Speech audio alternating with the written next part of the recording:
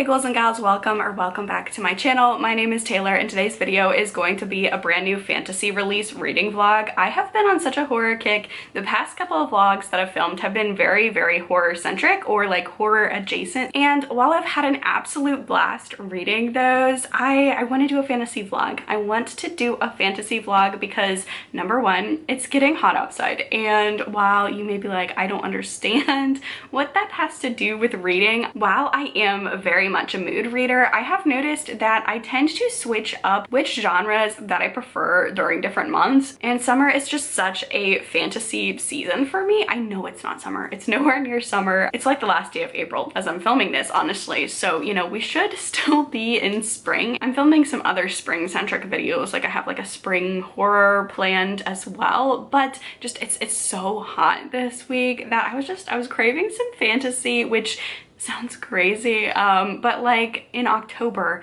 like I crave horror, as like I feel like a lot of people probably do, and so I've noticed that like fall I'm very horror centric, winter I get more fantasy centric, spring horror, and then in summer I go back to fantasy. Obviously year round I'm reading all sorts of genres, but just in terms of like what I'm craving, my general reading tastes and reads tend to align with those seasons, which is kind of fun to see. I think that's like a side effect of using Storygraph for so many years now, is because when I didn't use any sort of app to track my reads, I couldn't tell you if there were any trends in my reading, but now I get to look back and see that like very subconsciously at times, like obviously at sometimes like October I'm wanting to read horror, and then you know, during like January it's really nice to cuddle up with like an 800-page fantasy, but like it's funny to see how very subconsciously I gravitate towards different genres during different seasons. So it's hot, and I don't think I've read like a 5-star fantasy all year, which I could be wrong, and maybe editing Taylor is like kicking myself in the foot for this, but like I don't think, because the fantasy books I can think of are more like horror, like dark fantasy, and not like epic fantasy. So definitely not an epic fantasy, I don't think. Again, I could be wrong, but I just feel like I haven't had as many fantasy standouts this year as I would like at this point in the year. So we've got some fantasy books to read. First book on the TBR, we have Sons of Darkness by Gourav Mohanty, and this one, first of all, the cover drew me. Bled dry by violent confrontations with the Magadhan Empire, the Mathran Republic simmers on the brink of oblivion. Senator Krishna and his third wife have put their plans in motion, both within and beyond the Republic's blood-soaked borders, to protect it from total annihilation. But they soon discover that neither gold nor alliances last forever, and they are not the only players on the board. So it looks like, you know, we're following senators, we're following a pirate princess, we're following a hero turned torturer, and all of these characters, their lives are about to become yet more difficult as a cast of sinister queens, naive kings, pious assassins, and ravenous priests are converging where the Son of Darkness is prophesied to rise, even as forgotten gods prepare to play their hand. So I'm very intrigued. Like the pirate princess, and just like, first of all, like the Republic and the senators also really intrigued me, just because I feel like normally you think of fantasy, you think of a kingdom, like a king and a queen. So I'm intrigued to read like that kind of play with the politics here, as well as like the gods influencing perhaps some very dark thing that's going to happen. So this is the first book. The next book that we have is The Familiar by Leigh Bardugo. This takes place in the Spanish Golden Age. Fate can be changed, curses can be broken. We are following our main character, Lucia Codado, and she lives in a shabby house in a shabby street in the new capital of Madrid. She knows magic, and she uses like these little scraps of magic to get by through her endless toil as a servant. However, one day her employer discovers that she has these magical abilities and tries to use her to up her social standing in society. And Lucia, I'm not sure, it's Luzia, so I'm gonna try and find the audiobook for all of these, but but just in particular, I feel like I've heard very similar names called Lucia and Lucia. Also could be Lucia, so I'm not quite sure what this main character's name is. It's Luzia. I will find out for like my update when I'm actually reading this book, but she has a lot of secrets, not just the fact that she can practice these small bits of magic, but also the fact that she's Jewish, and during this time in history, Jewish people were persecuted. You had to convert to Catholicism in Spain during this time or else you would be executed. So she's been hiding that, because even if you are a Jewish person who converted, you could still be accused very easily of being a fake convert, and so her life is in danger at all times, but especially now as she's performing these miraculous acts and she draws the attention of the court. And this court is looking for whatever advantage that they can have in their war against England's heretic queen, so she is pushed into the spotlight in a place where she desperately does not wish to be. But despite the dangers, she's determined to make the most of it. She plunges into a world of seers and alchemists, holy men and hucksters, where the lines between magic, science, and fraud are never certain. She will have to use every bit of her wit and will to survive, even if that means enlisting the help of Julian Santangel, an embittered immortal familiar whose own secrets could prove deadly for them both. So this one is definitely more of like a historical fantasy, but I love this period in history. Like I don't love it, okay, but it's very interesting to study.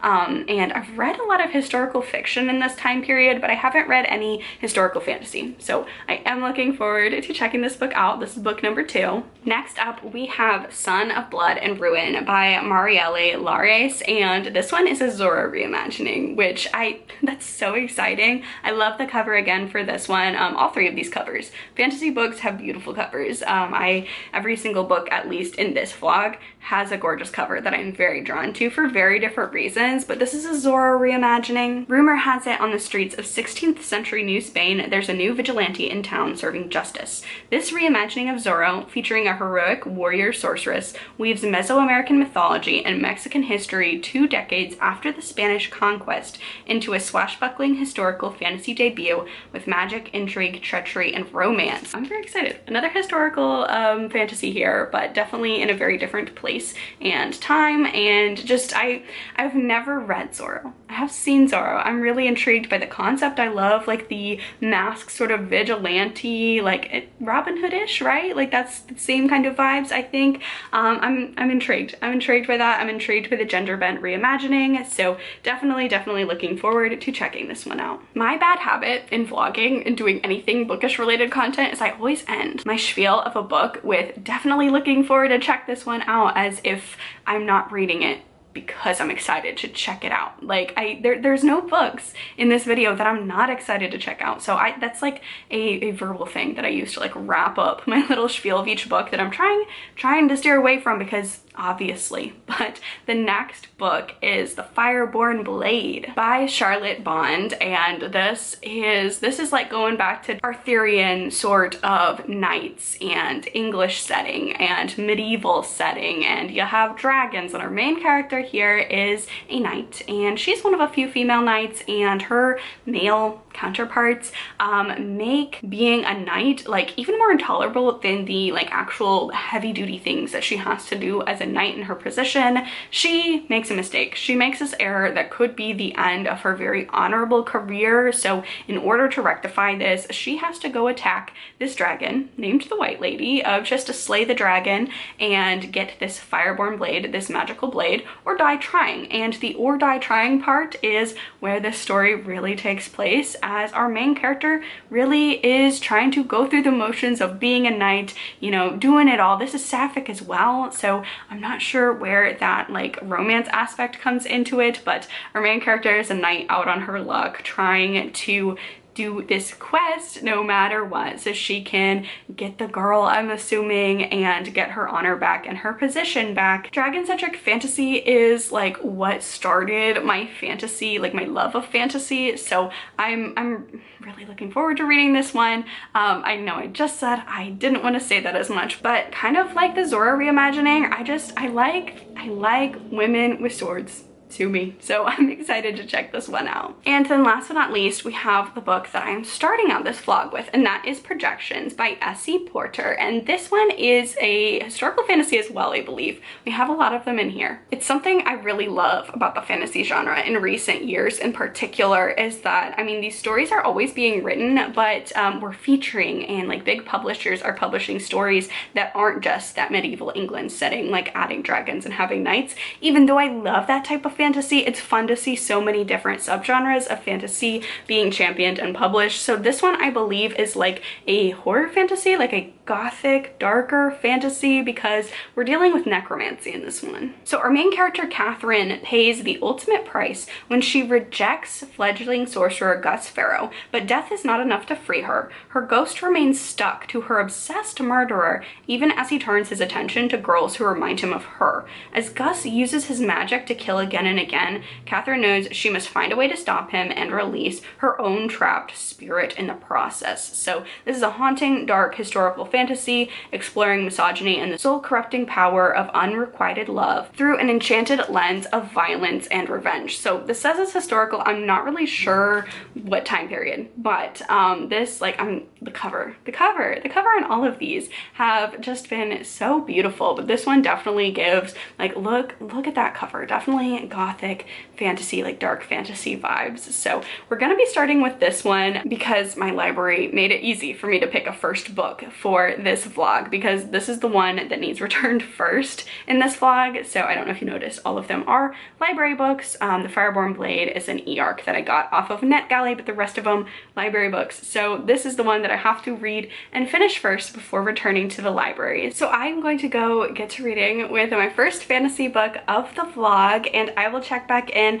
I'm thinking, since this vlog has so many books, I'm thinking potentially like have an update at the beginning, maybe the first couple of chapters, update at the 50% mark, and then update once I'm done. So I'm intrigued. This one I think is the least stereotypical fantasy, because again, I think this could be shelved into like a gothic horror or historical horror, but it also has some fantasy elements in there as well. So I am really intrigued to check this one out. I've seen this compared to Jeff Vandermeer, so if you know anything about that author, I have no idea what I'm getting into with the speculative weirdness for this one. So I'm going to go read this book, kick off the vlog now, and I will talk to y'all later with another reading update.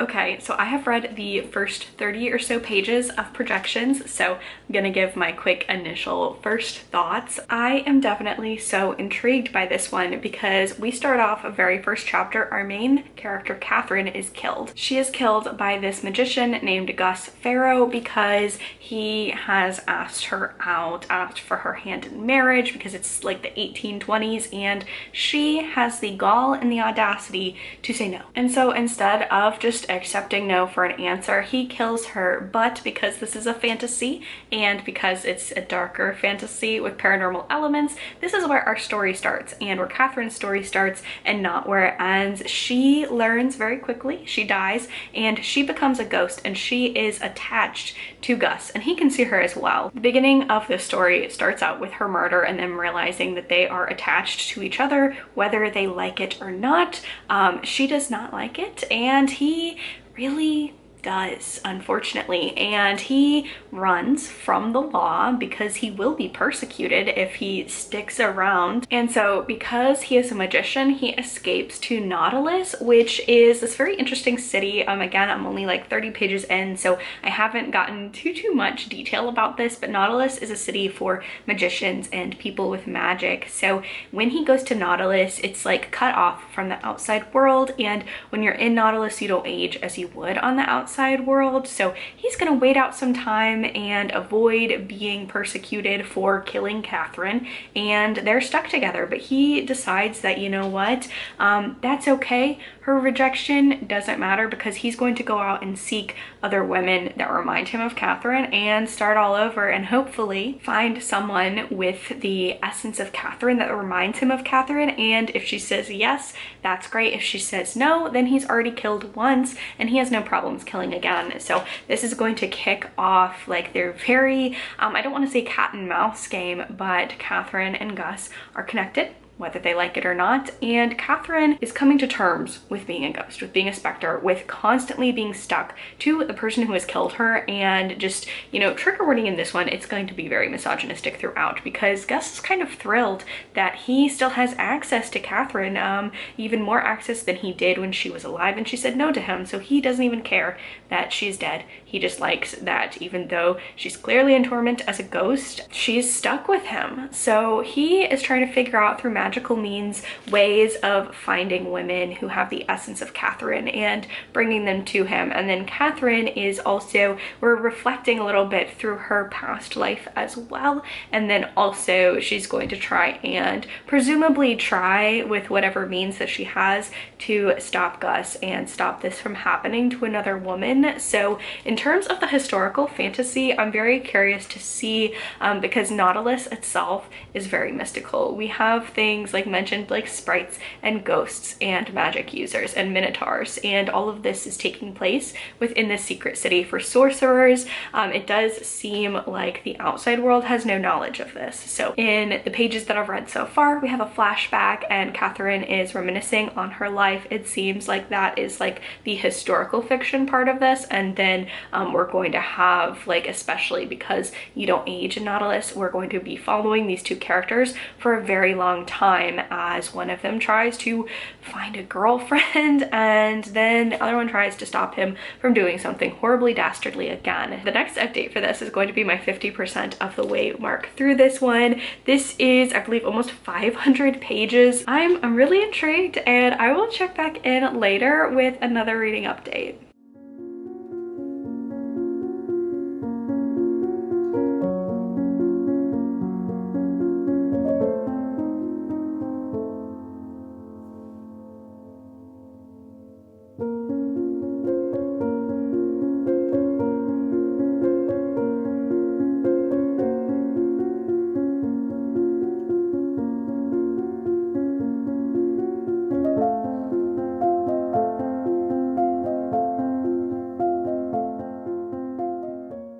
So I am now at 50% of the way through projections and I'm really enjoying this. I'm gonna try and keep these like mid-book updates, or at least for the next book, my first impressions a little bit shorter, because otherwise this vlog's gonna be about 3 hours long. But that being said, I'm really enjoying projections so far. I will say the magic system and the world building for the magic is very bleak and depressing. It's definitely a very depressing view of magic that really reflected the world at this time, just because the magical society, the magical city of Nautilus is not like a utopia city. It's definitely built on power structures like our own world, as we see through the eyes of Catherine, and just like the misogyny and the way that people who have power really abuse that power, including magical power. So the magic system in here, it's not like some wondrous world that we're experiencing.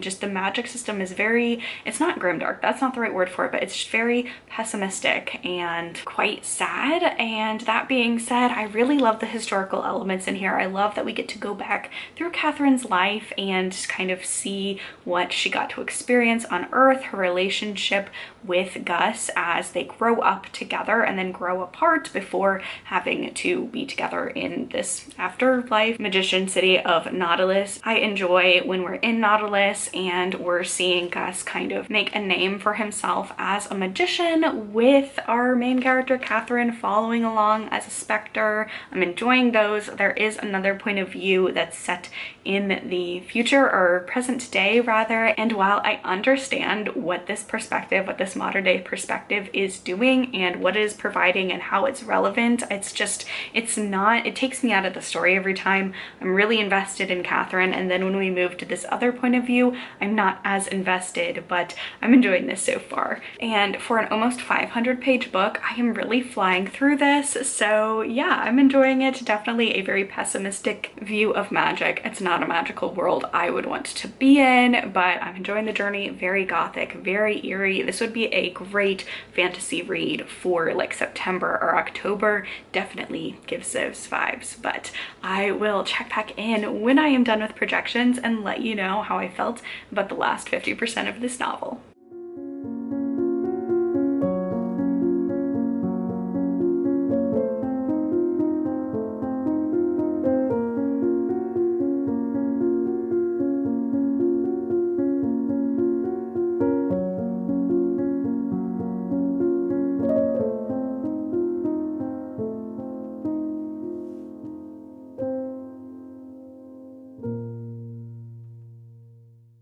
Okay, so I have finished Projections by S.E. Porter, and this was such an interesting book. This was such an interesting book with such a interesting take on a magic system and like a magical world that coexists with like our normal mundane world. And I really enjoyed this one. I really enjoyed this one overall. I will say, when I went to Storygraph to kind of see, you know, what the general consensus was, the people who had written reviews for this one, so on Storygraph you can either just, you know, put a numerical rating on the book, or you can add more into a review, much like, you know, any other book platform that gives reviews. But the people who are actually writing reviews, this is such a polarizing book. There were 5 stars, people gushing about this one, and there were 1 stars.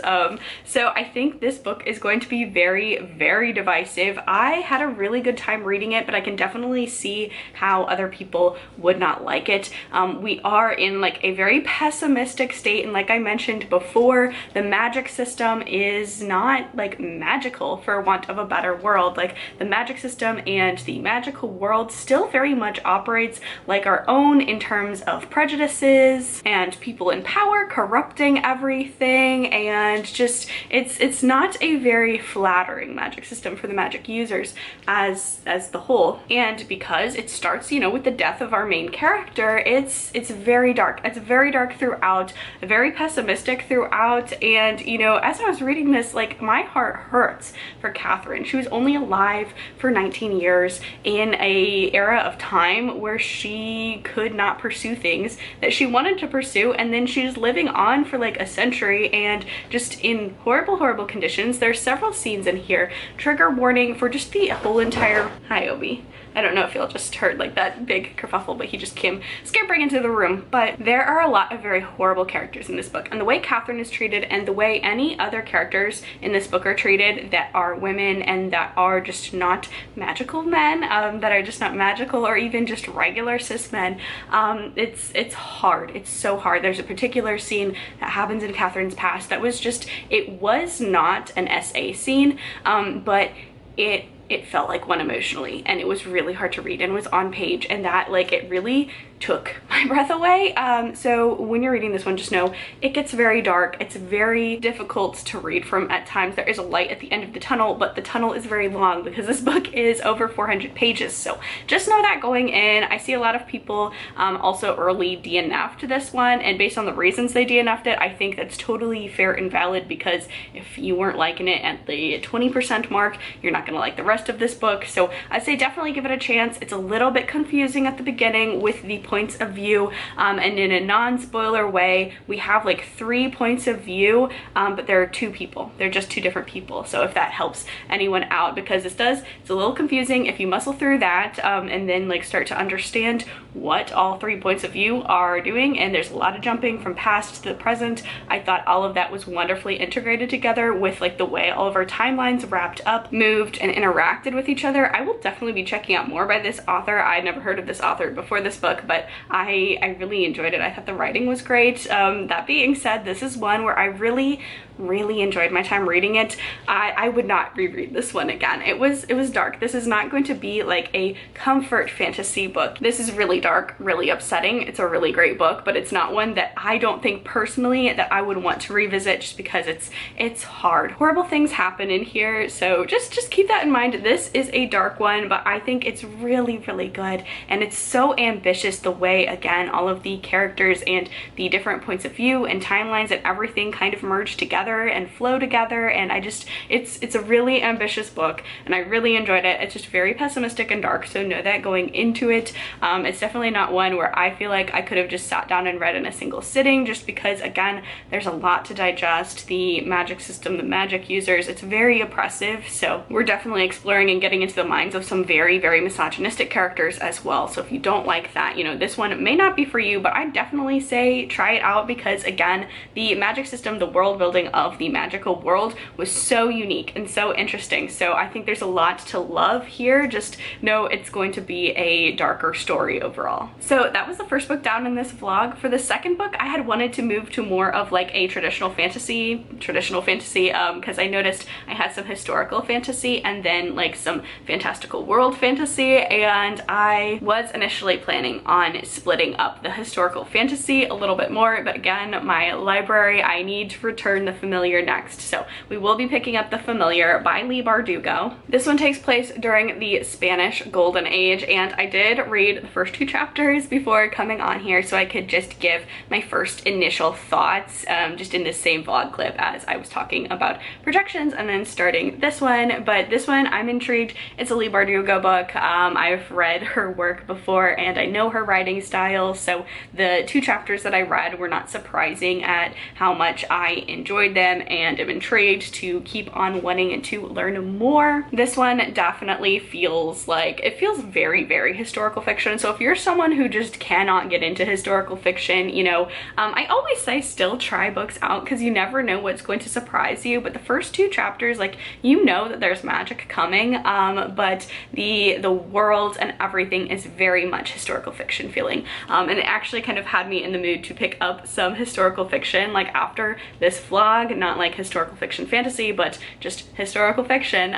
So if you're not a history person, if you do not like historical fantasy where it definitely reads like historical fiction, then, you know, go into this one with some caution, but it is Leigh Bardugo's writing style. So I think if you've read from Leigh Bardugo before and you like her work, even if you generally tend to not like historical fiction, I think you could still enjoy this one. So 2 chapters in and I'm intrigued. I'm ready to see where this one is going. I also have the audiobook for this one, which I will be listening to get some character name pronunciations. So I'm super intrigued about this one. I love the Alex Stern series, Ninth House and Hellbent by Leigh Bardugo. So I'm curious to see if this other foray into adult fiction will really work for me as well. And, you know, a little bit of a time crunch because I do need to return this one soon. I need to return actually projections today. So I'm going to the library today. I'll be listening to the audiobook of this while I go to the library, and I have a couple of days to finish this one, but I feel like just based on the pacing and even just the length, this one is shorter than projections, so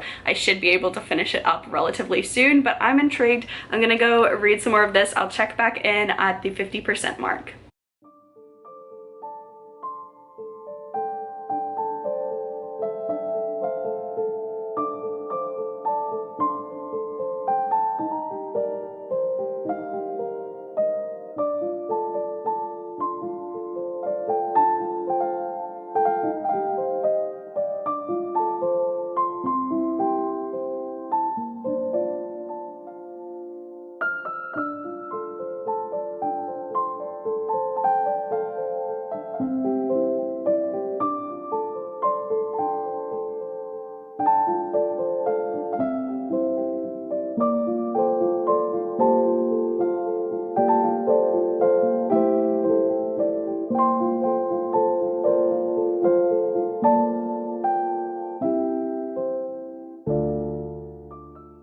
So I am now 50% of the way through The Familiar by Leigh Bardugo, and I'm enjoying this so far. It definitely has Leigh Bardugo's signature writing style, and while it definitely feels like a historical fiction with fantasy elements, which is definitely a lot different than anything that she's done so far, it definitely still feels like a Leigh Bardugo book. Even though this book, you know, with the primarily historical fiction with some fantasy elements is a big departure than other things that she's done, you can definitely tell it's the same author. So I'm really enjoying it. I don't have too much to say about the 50% mark other than the fact that I'm enjoying the ride and it's feeling very fast-paced, and there is a tournament aspect to this, like a magical tournament aspect, which is pretty cool. So I'm really enjoying this. I love historical fiction. I love fantasy, particularly Leigh Bardugo's like darker fantasy. So this is really working for me. I definitely could see people who typically enjoy historical fiction and maybe want to dip their toe into fantasy enjoying this one as well. So yeah, not much to say about it. I'm just really enjoying it. I'm excited in the second half to get more of like this magical tournament, and the stakes are getting very higher for Lucia. That's how you pronounce her name. I think I mentioned that I had to look that up in the last update, but Lucia, and there is this very mysterious character named Santangel, and he's got something going on that's very magical. He also works for the patron that takes Lucia under his wing, and they're working together to try and get her to not only survive this tournament, but survive the life of someone who walks a very fine line between someone with God-blessed miracles and someone with satanic witchcraft. So I'm enjoying this, and I can't wait to see how this is going to end. So I'm going to keep reading this one. Honestly, this is such like a readable book for me. I'm really flying through this. I feel like I could finish it today, so I will keep y'all updated for that. But 50% of the way in, I'm really enjoying it, and I will talk to y'all later when I have completed this book, and I will let y'all know my thoughts on it.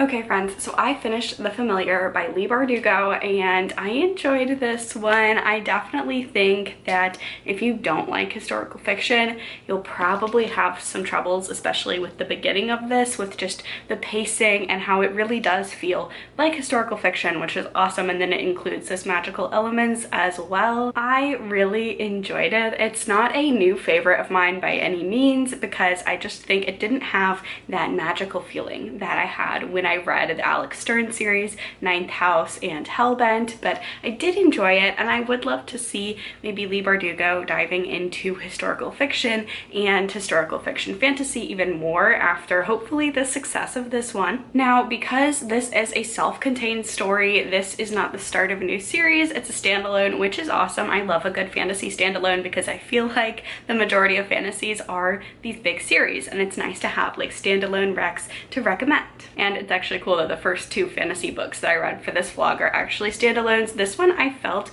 we could have easily added, like she could have gone full throttle with the historical fiction, with the very slow burning historical fiction, and added like 100, 200 more pages to this just to really dive into the time period, because I felt like while you could totally feel like it was supposed to be in the Spanish Golden Age, I have read a lot of historical fiction, and one of the things that I love about historical fiction is just the focus on like the mundane and the everyday of a completely different time period, and really immersing myself into that time period. So I felt like this could have been given more time to really breathe and grow and be like such a sprawling, large historical fantasy with all of those magical elements in particular, because I felt like there were some emotional beats near the end that I felt like if we had more page time with all of our characters, that they would have landed emotionally a little bit better. I just wished for more time with this story, and also maybe more of an explanation about like the magic system, as well as there's this very interesting backstory that we just get told to us through a character just sitting down and saying, hey, this is what happened to me. I think it would have been really cool to see some of that in like a flashback or that character's point of view. So I enjoyed it. Definitely not a new favorite like Ninth House is, but this has made me crave diving into some really chunky historical fantasy, so I might do that in like a week or so. But I enjoyed this overall. I will say I did pick this up before I'd kind of seen some comments about the author saying that she wanted to stay out of politics and that she didn't want to get political, which is her right. You know, it's her right as an author and as a human individual to not want to use her platform and speak out against anything, but at the same time, she has been very outspoken about things in the past, and that is something that I had admired from her before in terms of like disability rights and queer rights and things like that, and just deciding all of a sudden to not become political is a very strange choice, especially with this book being so political. This book would not exist without very political events, very polarizing political events about religion and about certain groups of people and persecution of certain groups of people. So I do think that's very disappointing, especially when an author is making a living writing about political stories and stories about oppression and stories about overcoming oppression, and then saying that they want to stay out of politics, especially when that's something that they have done in the past. Again, that is her right. That's her right to not say anything, but it's also my right to feel a little bit disappointed at that. So I didn't know that going into this vlog, and I didn't know that until I was well into this. I don't think it colored my opinions about this book too much, but just on a personal level, I was a little bit disappointed by that statement, and just, you know, again, with such a political book, because this is focused about Lucia, and she is hiding her identity and trying to survive in a land where colonizers have taken away her people's right to practice freely. So yeah, weird to write a super political book and then say that you're not political, because engaging in these type of stories and then engaging in history just overall, you know, we have to learn from history, otherwise we're doomed to repeat it. So it's interesting, but that's all I'll say on that. So it was okay. I still haven't found a 5-star yet this vlog, but I have enjoyed both of the books that I've read, and I anticipate the next book to keep those good vibes rolling, because I have read the prologue and I am very, very intrigued by Sons of Darkness by Gourav Mohanty, and this one is supposed to be a grim dark fantasy reimagining of the Mahabharata. There is an author's note at the beginning of this book that says, "The bare bones of Sons of Darkness saw the light. After I read A Game of Thrones, my vision was clear. Epic grimdark fantasy was an unexplored bastion of Indian literature, and I wanted Sons of Darkness to be the first to conquer it." Sons of Darkness is completely different from what you may know about the Mahabharata through books and TV shows. You will encounter strange new characters that were not part of the original epic poem. Old loved characters take unfamiliar journeys and meet untimely ends. So I'm intrigued. The writing style of this one immediately sucked me in from the prologue, and this was fun. The first two historical fantasies, I really enjoyed them. This one, you know, I enjoyed getting the map again at the beginning, the map, and then all the different houses and different political systems, and there's a lot of information at the start of this before you even hit the prologue. So I'm really excited to dive into like an epic fantasy, as well as I know very, very surface level about like what the Mahabharata is about. So I'm intrigued to see a grimdark version of it. I'm intrigued to see like an inspired by Game of Thrones, not the plot of Game of Thrones, but just the overall ambiance and vibe of that world. I'm excited. I'm excited to dive into this one. So I'm going to start reading this in earnest, and I will check back in at the 50% mark and let y'all know how I feel about it.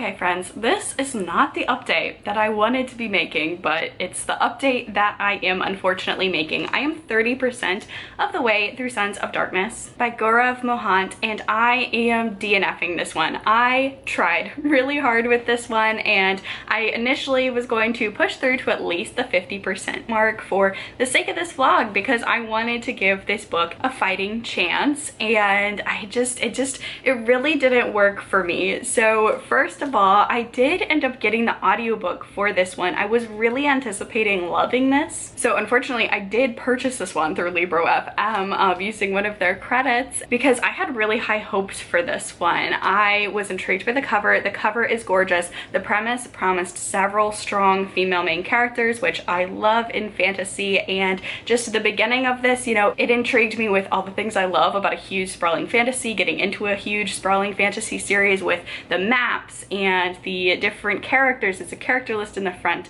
and the different allegiances and alliances and different like banners and slogans and all of that. I was so intrigued to dive into this one, and it's a grim dark retelling of the Mahabharata, and that was really exciting because it's like a brand new subject material for me, and it's just a different pantheon and subject material and history material to play off of. So I was really excited, really intrigued. I started this, my initial thoughts on this one were positive because I read the prologue. The prologue's very lengthy, and we follow someone who's probably not the best character. By no means is he the hero in the story, so there was like some language and some things that happened in the prologue that I didn't love, but I thought it was because we were following a character that we're not supposed to love. So I ended up getting the audiobook because I did want to listen along with this one, because number one, I like doing that with a sprawling fantasy series with a whole world to learn and a whole cast of characters, and also because I wanted to pronounce the characters' names correctly and all of that. So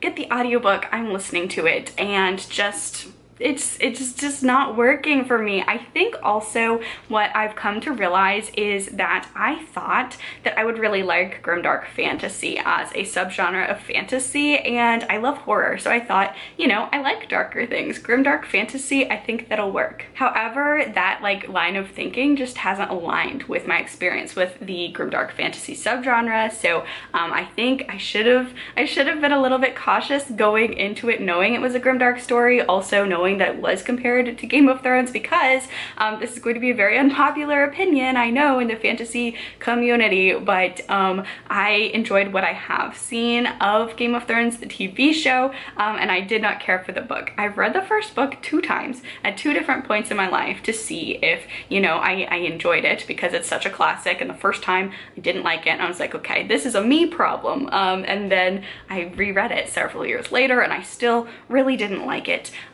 So I guess it makes sense that this one, being so heavily comped to George R.R. Martin, probably should have been another clue for me, but I was initially really worried about DNFing at 30% because, like I said, I wanted to give this a good fighting chance. I wanted to finish this, and honestly, I wanted to finish it for the vlog, and that ended up really cementing my decision to DNF, because if I were just reading this in a weekly reading vlog or something, I would have DNF'd this at like 15%. So, and keep in mind, 30% of this book is over 200 pages. So I feel like it's a big commitment of time, and then also I really got a feel for the writing style, which was not my favorite, and then just the way every single female main character or side character was described in this was super not great. I will be nice because I think this is a debut, but just all of the female main characters, the 2 badass female main characters, first of all, we only have about 10 pages with one of them, the pirate princess,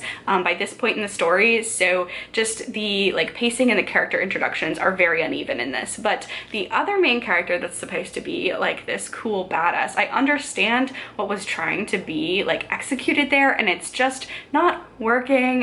Just the female main characters, the way that the women are treated, I don't like it. And I think it's one thing to have a patriarchy structured world and a world with injustice. I I think you can write that and still write complex, nuanced female main characters that aren't sexist. But this one didn't do that. So if you're going in expecting strong female main characters, I would temper your expectations for that, because I did not read that in here, as well as the main character that I think we're supposed to love and really enjoy the most. I could not stand him. He certainly gets the most amount of page time in here, and I cannot stand him. And I am a character-driven reader, so I just can't imagine enjoying a 600-page book with main characters that I do not relate to. I think the world building is super cool. I think the like magic system that's being introduced and the pantheon and the different like aspects of republics and empires and all of that, like that's interesting, and that is ultimately like not enough to save this reading experience for me,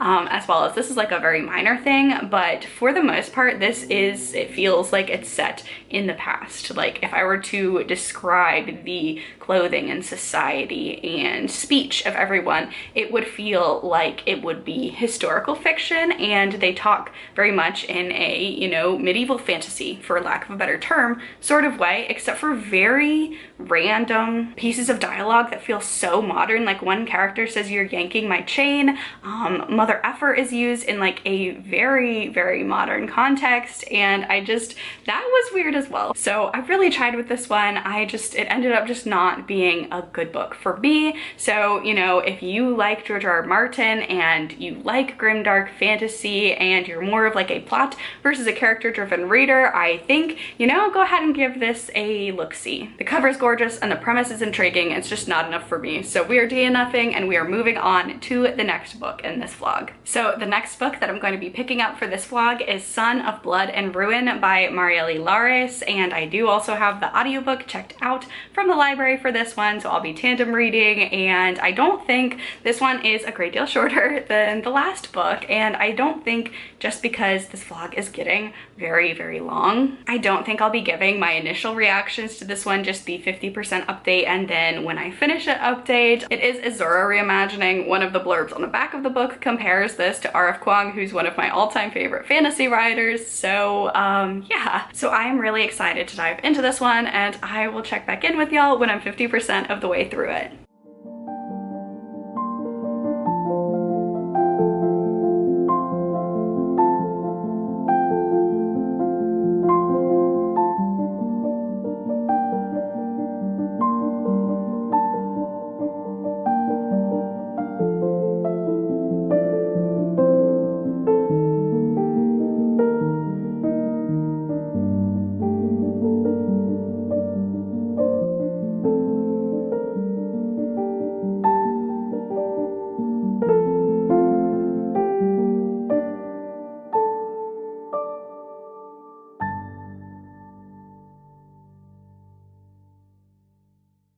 Okay friends, I'm now 50% of the way through Son of Blood and Ruin by Marielle Lares, and I'm really enjoying this one. I do not want to jinx this, but this could be my favorite book of the vlog so far. At 50% of the way in, I just am really loving it. I mentioned that I was cautiously optimistic but nervous about comparing this one to R.F. Kuang's The Poppy War, because there was a lot of comparison to R.F. Kuang on the back of this one. I think it just has to do with exploring colonialism as a theme and having like a very historically inspired fantasy setting. The writing style is not the same, but I do agree, if you like the Poppy War series, I think you're gonna love this as well. I'm just eating it up. I love our main character. So like I mentioned a little bit before, this is a Zorro retelling, and our main character is Leonora by day. She is a very wealthy, affluent lady. She faints at the sight of blood, and she is supposed to marry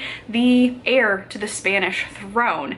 However, this is not all Leonora is, because by night she is La Pantera. She is a masked vigilante that is fighting oppression and saving indigenous peoples in 16th century New Spain, and she has this double life. And this double life is not only represented by her being a noble lady by day and then having this masked identity by night, but Leonora is also struggling to find her identity in two worlds, because because her mother was indigenous and her father was Spanish. So she is struggling with those two identities and what that means to be a mestiza, and she's doing that while fighting oppression. There is a fun magic system in here that's super cool. It's based off of Mesoamerican mythology. It's really good. It's really good. I'm getting like completely immersed from chapter 1 in a fantasy world. Our main character, I will say, is giving Elizabeth Swann.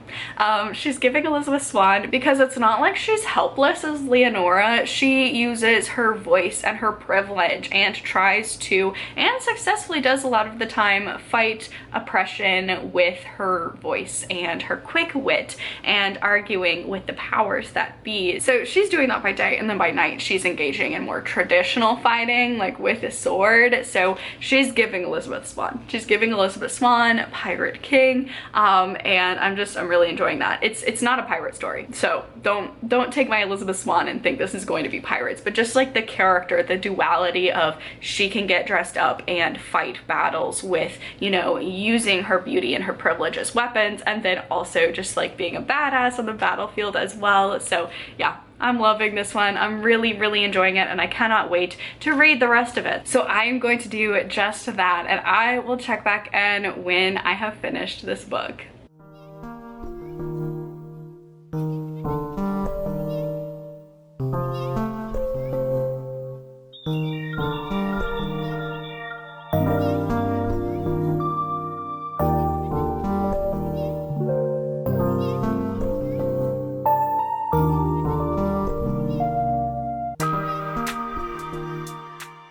Okay friends, so I have finished Son of Blood and Ruin by Marielle Lares, and I think that potentially this is my favorite book of the vlog so far. I'll be ranking all of these books at the end of the vlog, which we are coming up on the end almost, but I think just initial reactions, I think this one is my favorite. I really enjoyed it. I really had a lot of fun with the characters and the story, and I will say I think for this one you'll want to listen to the audiobook because I think that adds so much to the story. The audiobook narrator does a great job, and there are a lot of terms and different languages being spoken, in particular Nahuatl, so that is a language that I have no familiarity with. So being able to listen to the way that everything was pronounced just added a little bit extra to this story, and it just was really engaging in audiobook. So you know, if you don't like audiobooks, the physical book is great too, but for this one I feel like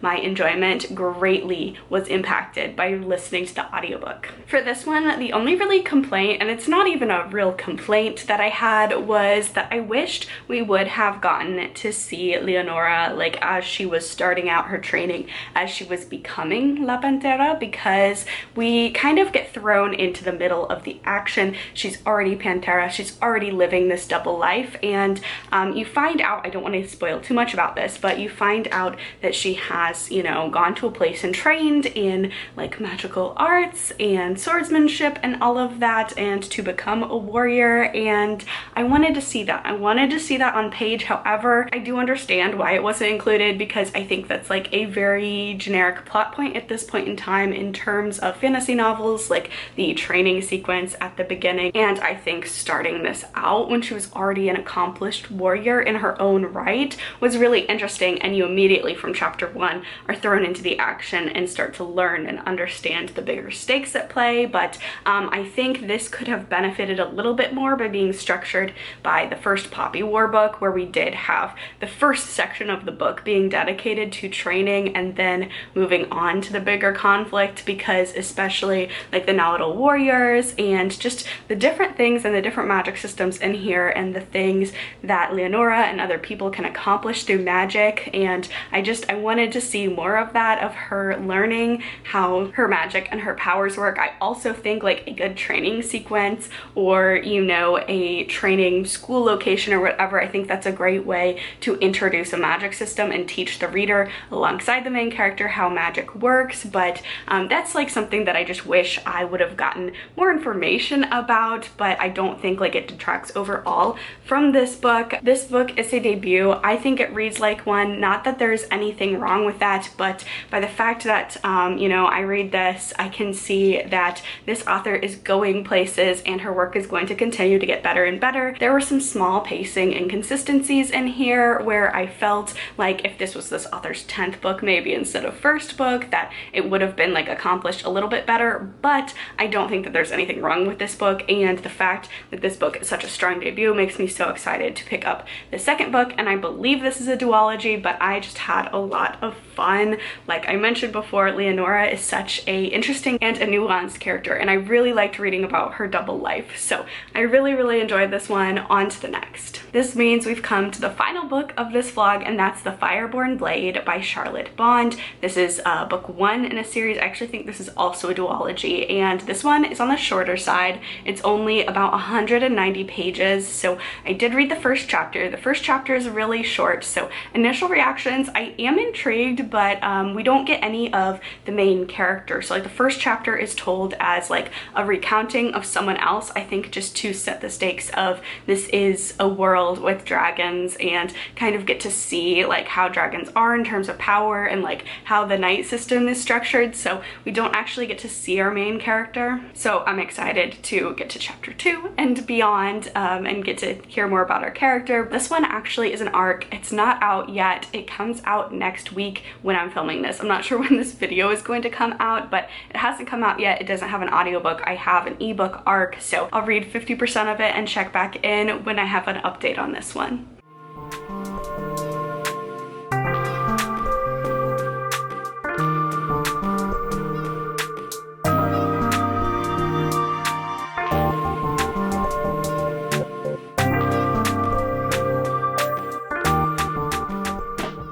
Okay friends, I am now 50% of the way through The Fireborne Blade by Charlotte Bond, and this one is just going okay for me. I honestly debated whether or not I was actually going to make a reading update for the 50% mark, because 50% of the way in, and it's okay. I don't have anything to say about it, like either negative or positive. It's just going, which is okay reading wise. It's not the best review wise. This is one where I feel like I'm enjoying my time, like when I'm reading it. I don't hate it. I don't want to DNF it or put it down, but when I put it down, like to go do something else, I'm never compelled to pick it back up and keep reading some more. So this one feels just very middle of the road for me. I also feel like the biggest thing for me, because this is a novella, we do not have a lot of pages. It's under 200 pages. So the main premise is we are following Madeleine and the quest for this sword, and we're following her as she's in the dragon's lair, approaching the dragon. That's every other chapter. Every other chapter is either like an excerpt from a book about dragons and dragon lore, like a non-fiction book about dragons in this world, and that informs us about the lore and the magic system and about dragons. And if it's not doing that, every other chapter is about like 6 months into the past, about Madeleine's past. So these 3 different like timelines, I feel like it's better served in like a full-length novel, not a novella, because it's like very short little snippets and you get excited about the dragon lore. You're like, this is interesting, and then you go back to Madeleine in the cave, you get some progress in the cave, and you're like, where is this going? And then you flash back in time to Madeleine's past, and there's just a lot going on, but not a lot of page count to really dive deeply into it. And I'm a person where I love like J.R.R. Tolkien type of fantasy. I love getting lost in a world and really over describing everything and really just feeling like you know this world, because every single thing, even like the minutia of the culture and the environment, is described. So yeah, I feel like we're not getting that here, but there's nothing wrong with the book. I'd say overall I'm enjoying it, so I'm curious to see like the second half of how this is going to go for me. I'm hoping it's going to go better, because I was really excited to pick up this dragon fantasy, and this does have a sequel already, and I'm kind of nervous. I feel like maybe these 2 novellas could have been combined into one full-length novel, but we'll have to see. But that's my 50% of the way update for this one. I don't have a lot to talk about. I'm enjoying it overall, but I'm really curious to see how the next half is going to go. So I'm going to go read that, and I will check back in when I'm done with this book to wrap up the vlog.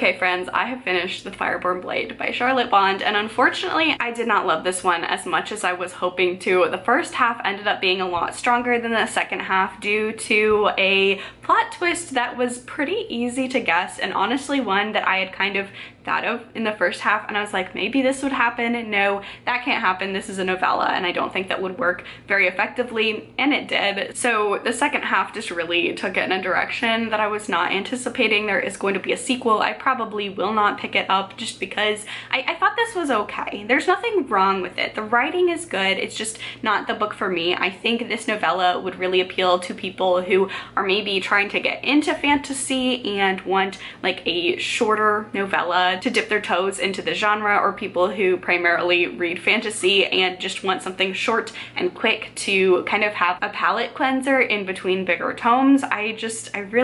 This one just didn't vibe with what I want out of fantasy. At one point in this book, a character says verbatim, there's a lot of backstory, but that would take too long when explaining like a major plot point for that character, and that really sums up one of my biggest complaints about this one, is that there's so much missing from this book, at least to me. And I have read a lot of fantasy novellas that I feel like fully actualize the world in a short amount of pages. P. Djeli Clark, I think, for example, is an author that does this really well, but this one, like the world, the characters, the stakes never felt fully actualized to me, and that was just really hard for me to really dive into this one and enjoy it. When I was reading it, I was enjoying my time with it, but whenever I would put it down, I had no inclination to pick it back up.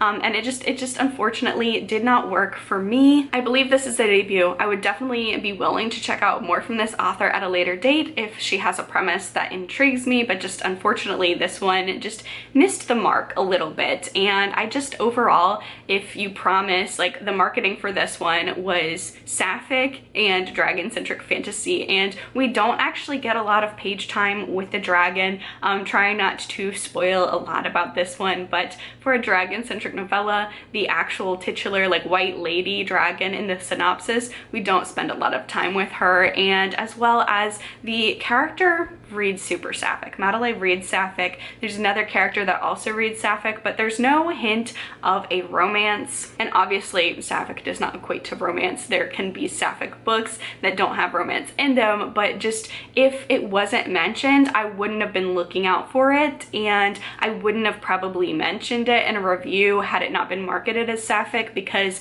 I would have assumed it was just me reading a character as sapphic, because there was nothing explicitly really saying that our main character was, which I kind of get based on the world, but I think I just have a different expectation of sapphic fantasy, just in terms of not even like romance elements, but just having that be clear on the page. I think it's important to state.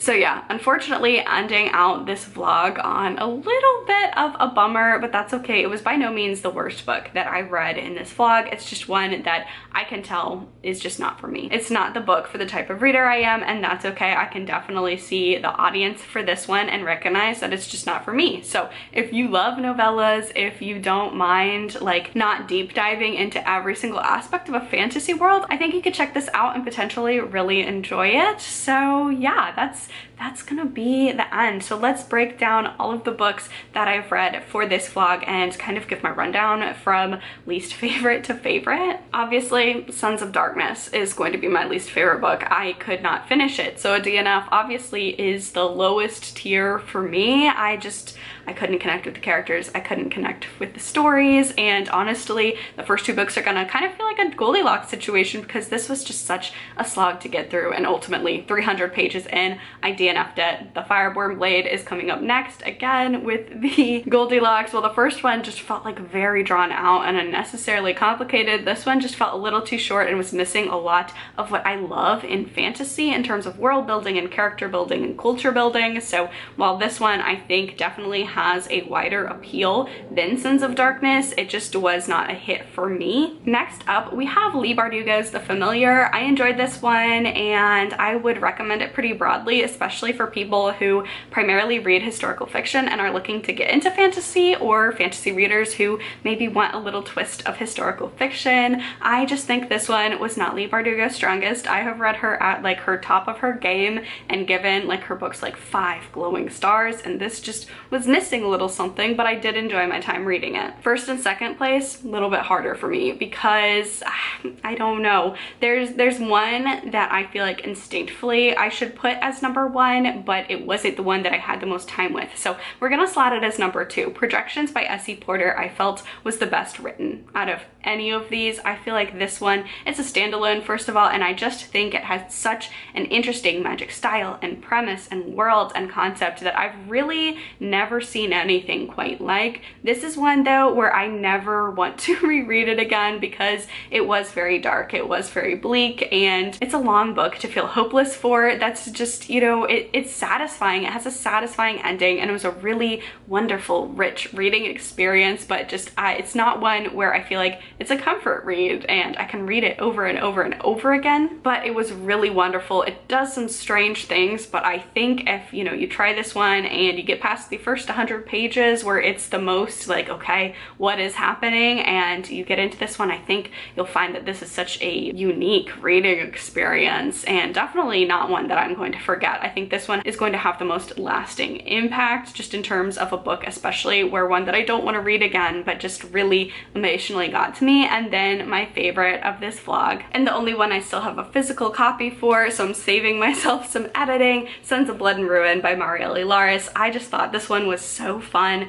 The audiobook was great. This is just such a fun fantasy adventure. I liked the Zorro aspects, I liked the world building, and I'm really intrigued to follow this author into the sequel of this book and then whatever she comes out with next, because this was such a promising debut. It's super fun. Again, I think if you like Pirates of the Caribbean, I think you're gonna like this one. I think you're gonna like the dynamic of Pantera, our main character, because just this was fun. I had a great time reading it, and I would absolutely reread this before the sequel because I had a lot of fun with it, and I'm looking forward to see where the story is going. So this one definitely wins the prize for being the best fantasy book out of all of these books. And it matches my hair, so that's kind of a sign. And honestly, kind of my shirt too at the moment. So yeah, we love that. But yeah, if you check out any single book from this video, if you're only gonna check out one, I would recommend Son of Blood and Ruin by Marielle Lares. And there we have it. That concludes this vlog. This has been